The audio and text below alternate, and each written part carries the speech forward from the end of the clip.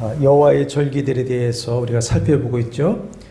옛 언약의 여호와의 절기가 예수 그리스도의 새 언약 안에 있는 우리에게 어떤 의미로 성취되어지는 것인가를 살펴보고 있는데, 그렇게 함을 통해서 우리의 신앙을 절대 불변하시고 신실하신 주님의 언약의 반석 위에 든든하게 세우는 기회가 되기를 원합니다. 3, 4월 봄절기에는 유월절, 무교절, 초실절이 있고 6월 말 여름절기에는 뭐가 있습니까? 7.7절, 오순절이라고 하는 맥추절이 있습니다. 이렇게 봄절기, 여름절기를 거쳐서 가을절기, 지금과 같은 9월, 12월이 되면 나팔절, 대속죄일, 그 다음에 장막절을 지키게 됩니다. 지난 시간에는 이 가을절기를 알리는 나팔절에 대해서 강론을 했습니다. 7월 1일 정확하게 말하면 일곱째 달, 곧 그 달 첫날이다. 양력으로는 9월 중순에서 10월 중순 있죠. 고대 근동에서는 추분, 이제 다음 22일이 추분인데, 추분을 중심으로 새해 첫날을 시작을 이렇게 했습니다. 근데 왜 일곱째 달이라고 하느냐? 출애굽기 12장 2절에 보면은 이스라엘을 애굽에서 해방하시는 그 유월절에 있을 때에 이 달을 달의 시작, 곧 해의 첫 달이 되게 하라 하셨습니다. 그래서 애굽의 달력이 어떻든, 고대 근동의 달력이 어떻든 유대인들에게 유월절이 쓴 그 달이 첫 달이 되는 것이죠. 그래서 일곱째 달 첫날에 나팔을 부는 것입니다. 그래서 이제 레위기 23장에서도 여호와의 절기들을 말씀하실 때 창조의 안식일을 지킬 것을 말씀하시고 먼저 유월절부터 말씀을 하시는 것이죠. 일곱째 달 첫날에 제사장들이 나팔을 불어 시작하는 이 나팔절의 의미에 대해서 지난 시간에 강론했습니다. 여호와 하나님은 호렙산에서 백성들에게 율법의 말씀을 주실 때에 그 말씀이 나팔 소리와 같이 들렸습니다. 선지자들은 여호와의 파수꾼으로서 여호와의 크고 두려운 날을 경고하는 말씀의 나팔을 불었죠. 이제 신약의 계시록에 오면 주님이 일곱 나팔 소리로 당신이 어떻게 역사의 마지막을 이루어 가시는가를 계시하셨습니다. 예수 그리스도께서는 장차 천사장의 호령과 나팔 소리로 강림하여서 세상을 심판하시고 믿는 자들을 구원하실 것입니다.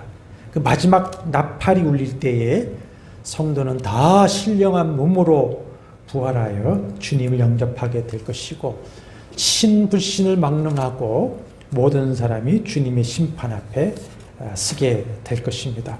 그러므로 세상과 특히 성도들은 오늘도 성령께서 부시는 그 말씀의 나팔 소리를 듣고 어떻게 알았습니까? 정신을 차리고 깨어라. 정신 차려 깨어서 마지막 나팔과 함께 오실 주님을 맞을 준비를 오늘도 해야 하는 것이고, 그리고 그날까지 세상을 향해서 부름받은 제사장으로서 여호와의 나팔, 하나님 나라 복음의 나팔을 부는 사명, 파수꾼의 사명을 감당해야 됩니다. 이 나팔절의 의미도 있지만 이제 이 나팔절은 무엇을 준비하는 나팔입니까?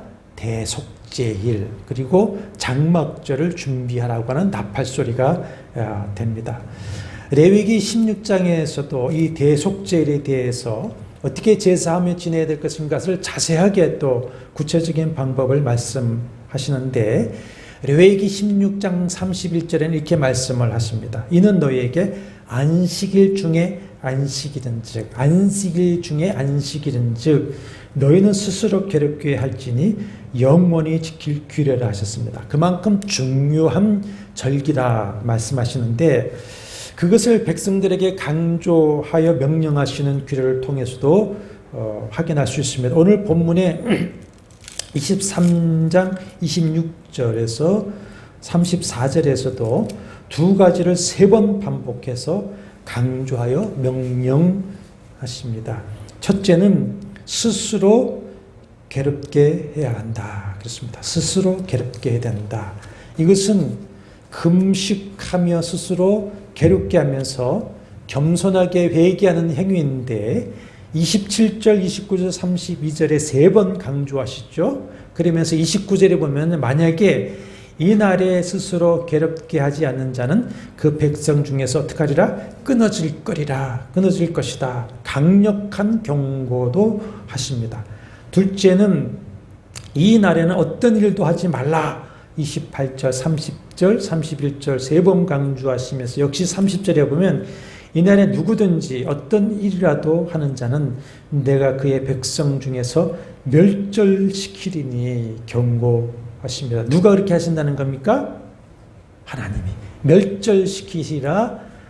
문법적으로는 사역동사라고 하는데 하나님이 여호와께서 내가 멸절시키시라. 그러니까는 백성 중에서 끊어지게 될 것이다. 왜 그렇게 강력한 경고의 말씀을 하시는 것일까요? 무슨 문제입니까? 죄 용서의 문제입니다. 죄 용서. 회개와 죄사함의 은혜를 끝내 거부하는 자는 끝내 심판을 받게 될 것이기 때문에 그렇습니다. 그렇기 때문에 이스라엘 백성들은 제사장들이 양강나팔로 100번을 부는 초하루 나팔 소리를 들은 날부터 대속죄를 맞이하는 그 열흘 동안은 1년 중 가장 경건한 날들로 지내게 됩니다.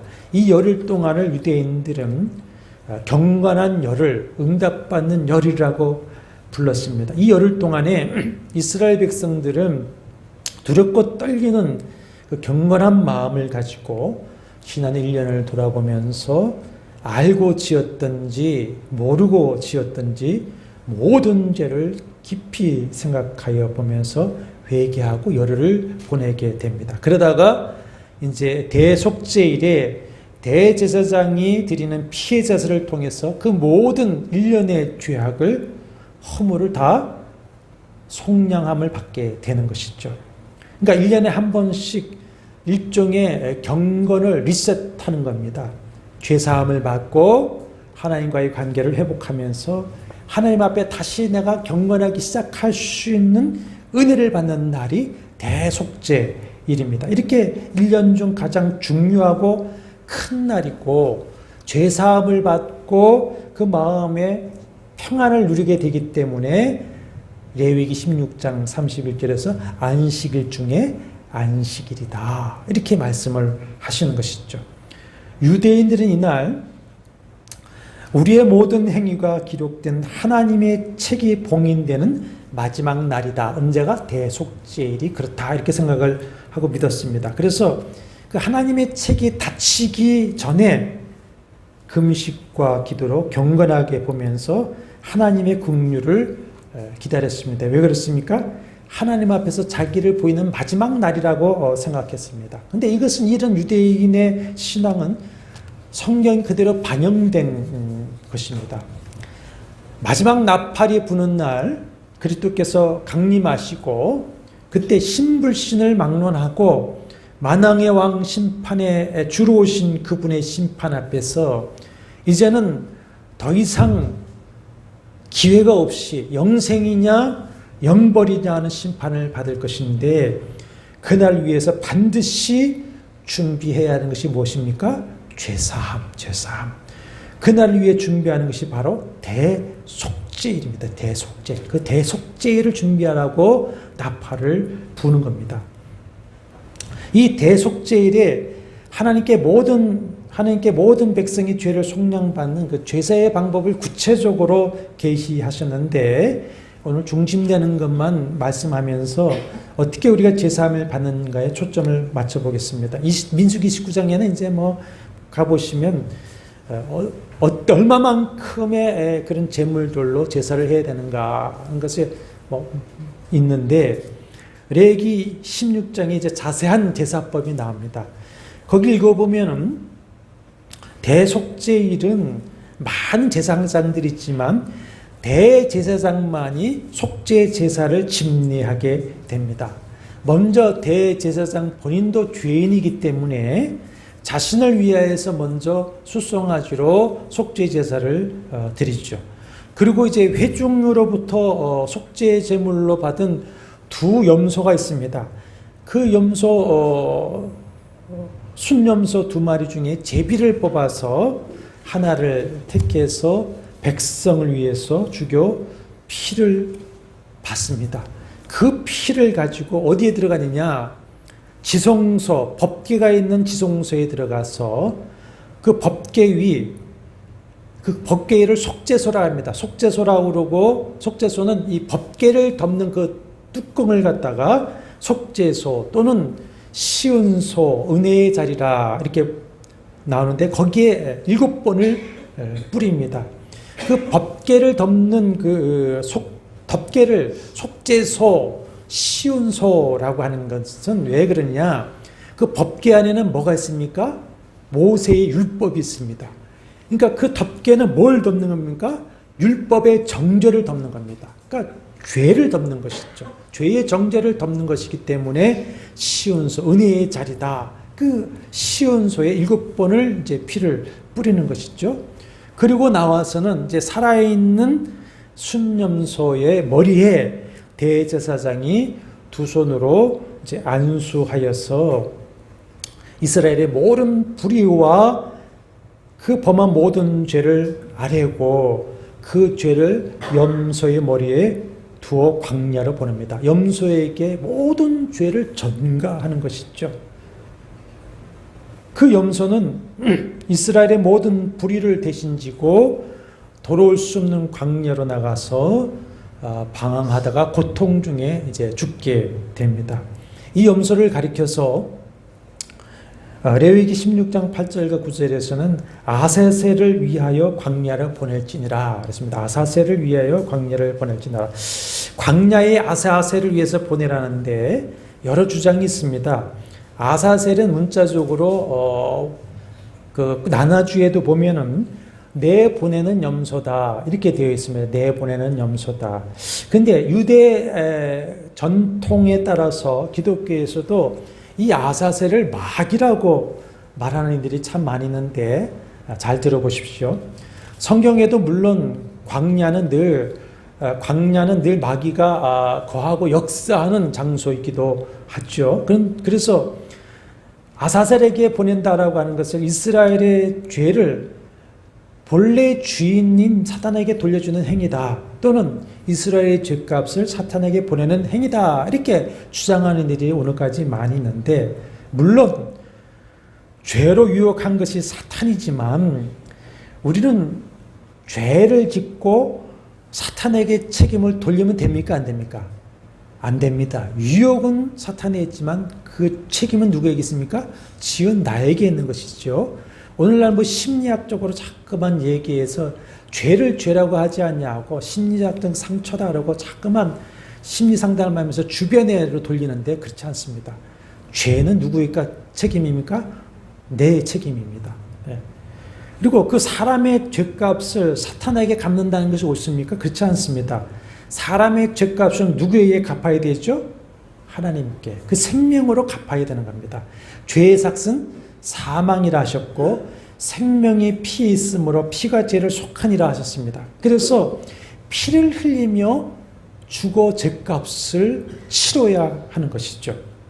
그런데 순염소 두 마리 중에 하나는 대신 피를 흘려 죽고 그 피를 하나님의 임재를 상징하는 속죄소에 뿌리는 것이고 또 한 마리는 모든 사람의 죄를 대신 짊어지고 죄인이 고통받고 죽어야 할 것을 대신해서 고통받으며 광야에서 죽게 되는 것입니다.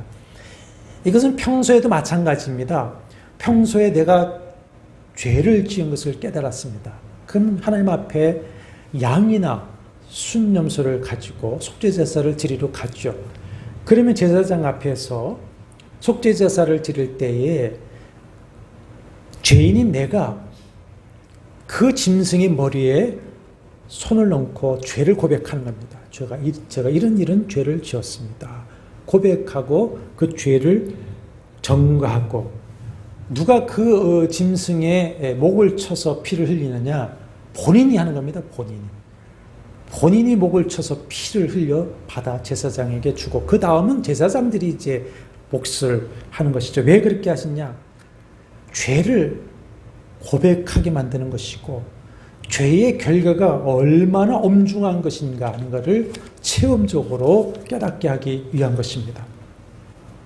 이 피를 흘리는 순념소, 또 광야로 보내 고통 중에 방황하여 죽는 순념소는 누구를 예표합니까? 예수 그리스도. 이사야 53장에 읽어보면은 아주 분명하게 마치 그 현장에서 눈으로 보고 기록하는 것처럼 장차 고난의 메시아가 와서 백성의 모든 죄와 허물을 담당하시고 징계와 고난당할 것을 예언하였죠. 그 예언대로 6월절 어린 양 속죄양으로 오신 예수 그리스도께서 그 염소들과 같이 죄를 대신 짊어지시고 고난을 당하시고 메마른 그 골고다 언덕에서 피를 흘려 죽으심으로 우리의 죄를 대속하신 것입니다. 근데 먼저 그 대제사장이 자신의 죄를 회개하고 속죄를 먼저 받고 백성을 위한 속죄 제사를 드렸다고 하지 않습니까? 이것이 바로 예수 그리스도의 세례 받으십니다. 대제사장으로 오신 예수 그리스도는 죄가 없으시지만은 뭐하러 오셨습니까? 우리의 모든 죄를 짊어지시고 오셨어요. 그렇기 때문에 회개할 것이 없는 분이시지만은 하나님의 의를 이루고 모든 택한 자의 백성을 대표해서 세례 요한에게 회개의 세례를 받으신 것입니다. 그래서 이렇게 함으로써 하나님의 의를 이루는 것이 옳도다 이렇게 말씀을 하시는 것이죠. 이 대속죄일의 주인공은 누구죠? 제사장입니다. 제사장. 그날은 대제사장만이 속죄 사역을 하고 나머지 모든 백성들은 그저 그 대제사장의 속죄 사역을 믿음으로 바라보면서 여호와의 속죄를 믿고 아멘으로 받아들이면 되었습니다. 그러면 자, 오늘 우리의 대제사장은 누구시죠? 예수 그리스도. 특별히 히브리서는 구약의 이 제사 제도를 통해서 대제사장이시여 거룩한 속죄 제물이 되신 예수께서 손으로 지은 성소가 아니라 하늘 성소, 하나님의 성소에 친히 들어가서 자기 피로 단번에 영원한 속죄를 이루셨다. 이렇게 선언하고 있습니다. 그렇다면 이제 아까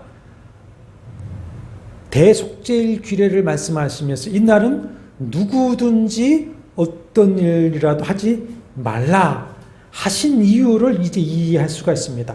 스스로 괴롭게 하는데, 금식하며 회개하는데 누구든지 어떤 일도 그날은 하지 말라. 두 가지 의미입니다. 하나는 정말 오직 회개하고 제사함 받는 일 하나만 해야 된다. 제사함 받는 일보다 더 중요한 것은 없다라는 의미일 것이고, 또 하나의 중요한 의미가 있습니다. 제사함을 받기 위해서 너희는 어떤 일도 해서는 안 된다 하는 것입니다. 그날은 대제사장이 한 속죄 제사에 참여해서 그래서 중심으로 회개하면서 여호와의 사유하시는 은혜를 아멘으로 받아들이면 되는 것이지, 그 외에 할 것도 없고 해서도 안 됩니다. 그러니까 우리의 대제사함은 우리의 대제사장 되시는 그리스도의 대속의 은혜를 믿고 아멘으로 받아들이는 것밖에 없는 것이지, 우리가 죄사함을 받기 위해서 어떤 그 행위적 공로로 죄사함을 얻고 의롭다함을 얻는 것은 아닙니다. 그래서 옛날에 여러분 어렸을 때, 젊었을 때에 부흥회를 가면 속죄제물이라고 하는 헌금을 바치겠는데 다 이단적인 행위입니다. 예수 그리스도의 피는 어디 가고 죄를 회개하기 위한 제물을 왜 바칩니까? 모든 헌금은 뭡니까? 속죄함 받은 감사의 예물인 것이죠. 그렇기 때문에 이날에는 어떤 일도 아무 일도 하지 말라 하시는 것입니다. 그래서 이 대속죄일은 대제사장이시고 속죄제물이신 예수 그리스도를 바라보게 되는 것이죠. 사실 구약의 백성들도 모세와 선지자와 시편을 통해서 그리스도를 바라보았습니다. 주님은 누가복음 24장 44절에서 모세 율법과 선지자의 글과 시편에 나를 가리켜 기록된 모든 것이 이루어져야 하리라 하시고, 요한복음 5장 46절에서 모세를 믿었더라면 또 나를 믿었으리라. 이는 그가 내게 대하여 기록하였음이라 했습니다. 그래서 모세는 장차 하나님께서 나와 같은 선지자 하나를 일으키실 것이니까 너희는 그의 말을 들으라, 이렇게 말을 했고요. 다윗은 110편 10절에서 여호와께서 내 주에게 말씀하셨다 했습니다. 여호와께서 다윗의 주라고 그랬어요. 그 다윗의 주가 뭡니까? 오실 메시아 말합니다. 메시아. 사도행전 2장의 베드로 설교에서 보면은 다윗의 16편 8절, 내가 항상 내 앞에 계신 주를 배웠으며, 그 주가 누구죠? 메시아. 나로 요동하지 않게 하기 위해서 그가 내 우편에 계신 것을 보았다. 그러면서 사도행전 2장에서 다윗을 가리켜서 선지자다 그러면서, 선지자인 다윗은 미리 본 거로 그리스도의 부활을 말하였다, 이렇게 설명을 합니다. 그와 같이 구약의 성도들은 속죄제사를 하면서 그들 역시 장차 오실 그리스도의 대속의 은혜를 믿음으로 바라보면서 죄 사유함을 얻은 것이죠. 그러면 나팔절에서 나팔을 울려 대속죄를 준비했듯이 이제 그리스도께서 오실 마지막 나팔이 울리기 전에 우리가 무엇을 준비해야 되는 겁니까? 그렇죠. 예수 그리스도의 피로 속죄함을 받아야 하는 것입니다. 그래야 그 마지막 나팔에 생명의 부활을 얻게 되는 것이고, 마지막 심판에서 죄 없다함을 얻어서 하나님의 장막이 계시는 새 예루살렘, 새하늘과 새 땅에서 영원한 안식을 얻게 되는 것입니다. 그래서 이어지는 절기가 이제 장막절입니다. 초막절. 마지막 절기가 초막절이라고 하는 장막절입니다. 대속죄일 5일 후부터 8일 동안 지키고 첫날과 끝날은 안식일로 성회를 지키라 하셨습니다. 자, 나팔절 이후에 대속죄일까지 뭐합니까? 회개와 속죄의 경건한 시간을 보낸 후에 이제 닷새우 장막절에는 기쁨과 감사의 축제 기간을 보내게 됩니다. 특별히 두 가지를 기억하며 감사하는 절기인데, 하나는 가을 추수로 여러 가지 과일과 열매를 추수하여 저장하고서는 감사는 추수 감사 절기입니다. 오늘의 우리 추수감사 절기 있죠. 그래서 수장절이다, 다 거두어 드린 절기다, 이렇게 말씀을 하기도 합니다. 또 하나는 특별히 출애굽 이후 광야 40년 동안 광야에서 장막 생활을 할 때에 여호와 하나님께 받은 은혜를 기억하면서 감사하는 절기가 됩니다.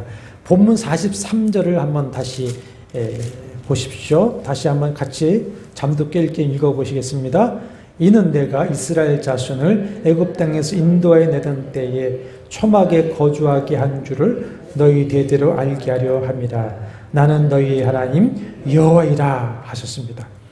그래서 장막절이 되면 애굽에서 구원하여 내신 은혜, 그리고 그 광야에서 장막 생활을 할 때 베푸신 은혜를 기억하면서 말씀대로 종려나무 가지, 무성한 또 여러 나무와 신의 버들을 취하여서 초막을 짓고 추수한 여러 가지 풍성한 열매를 먹으면서 즐거워하고 감사하는 절기가 장막절입니다. 그렇기 때문에 이제 37절에 보면은 매일 번제, 소제, 희생제물과 전제로 하나님께 감사의 제사를 드려야 하는데, 38절 한번 읽어보시죠. 이는 안식일 외에 너희 허물 외에 너희의 모든 소원제물 외에 또 너희의 모든 자원제물 외에 너희가 여호와께 드리는 것이니라 하셨습니다. 그러니까 일상에서 안식일이나 속죄제사나 화목제사를 드리는 그 감사의 예물을 절기감사로 돌리는 것이 아니라, 그것도 드리지만 이 구원과 추수에 대한 특별 감사 예물을 절기에는 드려야 한다. 이런 말씀이 되는 것이죠. 이렇게 장막절은 특별히 출애굽하여서 광야 40년 장막에서 지낼 때에 받은 은혜를 기억하게 하는 절기였습니다. 그들이 광야 40년 동안 어떻게 살아갈 수가 있었습니까? 광야에서 제일 가장 큰 고통이 되는 게 뭐죠? 물, 일용할 양식입니다. 그런데 하나님께서 마라의 쓴물을 고쳐 마시게 하셨습니다. 오아시스로 인도하셨습니다. 반석에서 물을 쳐서 물을 내어 마시게 하셨습니다. 텔레비 보니까는 그 모세의 반석을 쳐서 흘렸던 물이 아직까지도 흘러내리고 있더라고요. 그리고 매일의 만나와 메추라기를 내려서 일용할 양식을 주셨습니다. 이와 같이 하나님은 자기 백성과 늘 함께 하셨어요. 어떻게 함께 하셨습니까? 잘 들어보십시오. 이스라엘 진영 중앙에는 뭐가 항상 자리 잡고 있습니까? 여호와의 텐트, 성소가 항상 자리 잡고 있었고, 그 성소에는, 성막에는 늘 뭐가 있었습니까? 구름기둥, 불기둥이 있었습니다. 그것은 하나님이 임마누엘 임재와 동행을 상징하는 것이었습니다. 그 이후에 솔로몬에 의해서 지어진 예루살렘 성전, 그 성소에 또 하나님이 임재하셨습니다. 그리고 또 언제 주님 임하셨느냐? 요한복음 1장 14절을 찾으면서 들어보십시오. 성자 하나님께서, 성자 하나님은 여호와이시죠. 여호와이신 성자 하나님께서 그 회막 성전에 계시고 솔로몬 성전에 임재하셨던 그 여호와 하나님, 성자 하나님께서 요한복음 2장 14절 읽어보실까요? 말씀이 육신이 되어 우리 가운데 거하심에 우리가 그의 영광을 보니 아버지의 독생자의 영광이요 은혜와 진리가 충만하더라. 그렇습니다. 거기 보면은 우리 가운데 거하심에서요, 거하시다라고 하는 단어는 헬라 원어는 천막을 치다입니다. 텐트를 치는 겁니다. 어떤 텐트를 칩니까? 출애굽할 때에 그 하나님의 텐트 성전을 치셨던 것처럼 당신의 백성들에게 친히 성전으로 오셔서 함께 하시는 것이다. 그런 말씀이에요. 거하심해가. 그 성육신하신 이 땅 그 성전이신 그분이 이스라엘 초막절에 예루살렘으로 올라가셨습니다. 요한복음 7장을 펼치시면서 한번 보십시오. 예수가 초막절을 어떻게 지내시고 이해를 하셨는가, 말씀하셨는가가 우리가 초막절을 이해하는 중요한 근거가 되겠죠. 당시 초막절을 이렇게 지켰습니다. 매일 아침 제사장이 금으로 만든 물그릇으로 우리가 잘 아는 그 실로암 연못에 가서 물을 길려다가 번제단에 붓습니다. 그때 제사장과 회중들은 시편 113편에서 118편으로 찬송하며 간구를 합니다. 찬송과 간구를 합니다. 여기에는 광야 생활 중에 물이 없을 때에 반석에서 생수를 주신 것을 기념하는 의미도 있지만은, 자, 지난 시간에도 설명을 했습니다만은 초막절이 지나면 이제 다시 밀 보리를 파종하는 때가 이르는데 여름 건기가 이어져 비가 오지 않으면 파종할 수가 없습니다. 그래서 가을비, 성경에 말씀하는 이른비, 왜냐하면 우리처럼 벼를 농사하면 봄이 이른비가 되지만 벼 농사하는 게 아니라 밀보리를 파종하니 가을비가 이른비가 되지 않습니까? 이른비가 내리길 소원하는 일종의 기우제 성격 때문에 비를 좀 주십시오 라면서 실로암 물을 떠서 번제단에 옛날 엘리야 제단처럼 붓는 겁니다. 또한 이 물 부어짐은 메시아가 오실 때에 부어질 성령을 상징하게 된다. 그래서 유대인들은 그 메시아가 초막절에 오실 것이다 이렇게 믿고 기다리고 있었습니다. 그러나 그 메시아가 오셨지만 그들은 그 메시아를 보지 못하고 영접하지 아니하고 오늘도 계속해서 초막절의 그 생명수를 갈구하고 있는 것이죠. 그런데 자, 요한복음 7장 37절에서 39절에 보면 예수께서 장막절 끝날 곧 큰 날에 제8일째 성회를 지키는 그날에 초막절 행사를 지켜보시다가 외쳐 말씀하시죠. 뭐라고 말씀합니까? 누구든지 목마르거든 내게로 와서 마시라. 나를 마시는 자는 성경의 이름과 같이 그 배에서 생수의 강이 흘러나오리라 하시니 이는 그를 믿는 자들이 받을 성령을 가리켜 말씀하신 것이라. 성경의 이름과 같이라고 하는 것은 이사야 12장 3절이라든지 에스겔 47장이라든지 스가랴 14장 8절이라든지 요엘서 3장 18절의 말씀이 분명하게 나오고 있습니다. 그리고 이 말씀 그대로 예수는 당신이 생명의 만나가 되어주고 생수가 되어주셨죠. 그리고 승천하신 후에는 예수께서 뭐라고 하셨습니까? 성령을 가리켜 말씀하시는 것이다 그랬었어요. 분명히 이 생수는 승천하신 후에는 또 다른 보혜에서 성령으로 오셔서 이제는 어디에 텐트를 치셨습니까? 믿는 자의 마음을 하나님의 성전 삼아 거하시는 줄 믿습니다. 어디에 하나님이 성소를 지으셨습니까? 믿는 우리의 마음에 이제는 텐트를 치셔서 생명의 만나를 먹여주시고 사마리아 여인에게 하신 말씀대로 영생하도록 솟아나는 샘물을 주셔서 영원히 목마르지 않게 하시는 것을 여러분 믿으시길 바랍니다. 아멘이시죠? 이제 그리스도께서 마지막 나팔과 함께 강림하사 세상을 심판하시고 믿는 자를 구원하시는데 그날은 믿고 제사함을 받은 영혼을 모두 추수하여서 하늘 곳간에 드리는 장막절이 이제 되어지는 것입니다. 계시록 21장 1절과 4절에 이제 쭉 보면 새 하늘과 새 땅이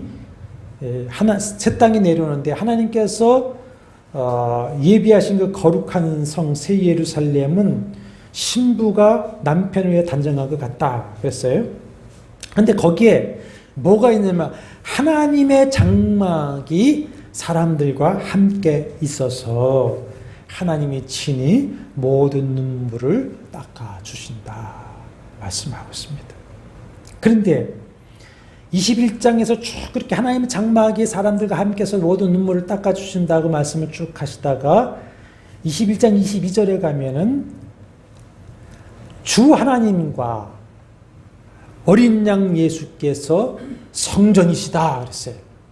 참 성전은 누구시죠? 예수 그리스도. 그 하나님과 어린 양 성전 되시는 그 하나님과 어린 양의 보좌가 새 예루살렘 중심에 있는데 그 보좌에서 계시록 22장 1절 이하에 보면은 뭐가 흘러나옵니까?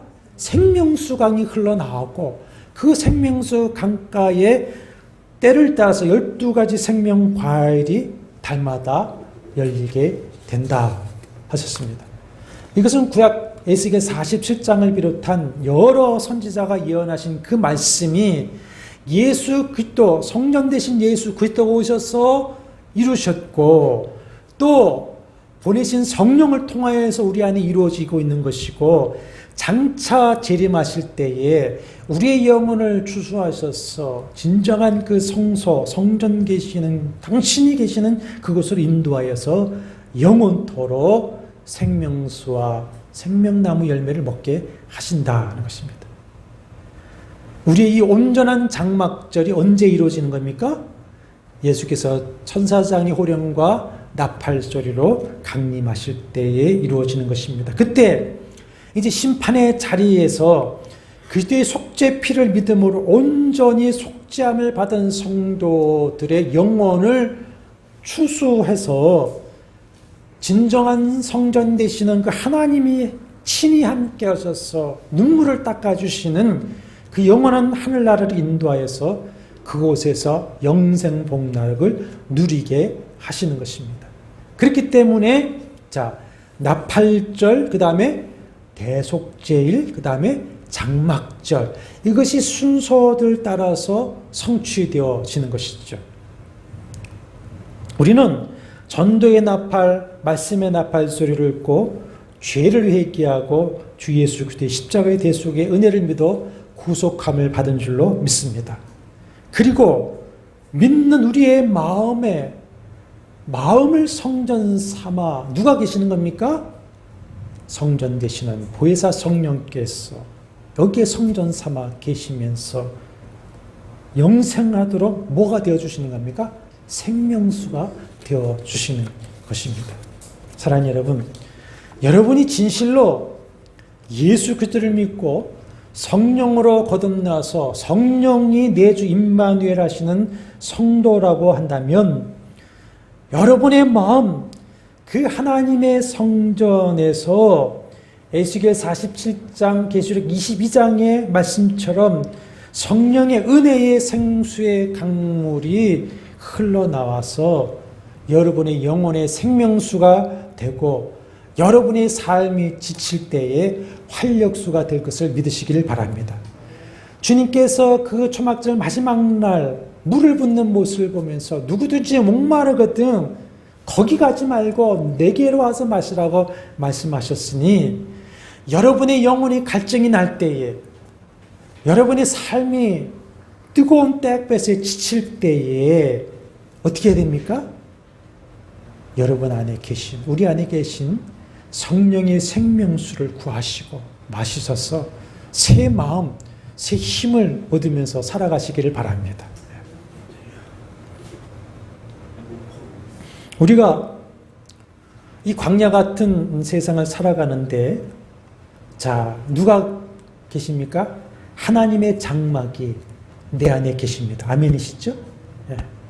자, 오늘 말씀을 들으셨으니까 이제 아멘이 되시죠? 하나님의 장막이 내 안에 계시고 주의 은혜로 이 광야의 삶에서도 생수와 만나를 먹여주시며 성령의 구름기둥, 불기둥으로 인도함을 받습니다. 아멘이시죠? 얼마나 감사한 일입니까? 이스라엘 백성들도 광야 40년 살 동안에 그 가운데 천막을 치시고 임마누엘 하시면서 생수를 마시게 하시고 만나 메추라기로 먹이시며 낮에는 구름기둥으로 밤에는 불기둥으로 인도하여 주셨습니다. 얼마나 감사합니까? 얼마나 큰 은혜입니까? 그런데 한번 생각해 보십시오. 이제부터 그 광야가 야 너희들이 여기서 이제 여기가 이 광야가 평생 살 땅이야 라고 한다면 상황은 달라지지 않겠습니까? 생수, 방석의 생수, 매일의 만나, 구름기둥, 불기둥, 광야이니까 감사한 거예요. 만약에 너희 평생 되도록 여기가 살 본향이라고 한다면 만나, 메추라기, 반석의 생수, 구름기둥, 불기둥으로 만족할 수가 있겠습니까? 그러나 이스라엘에게는 뭐가 있었던 것입니까? 약속의 땅, 가나안이 있었습니다. 성도에게는 뭐가 있습니까? 약속의 땅, 영원한 하나님의 나라가 있는 줄로 믿습니다.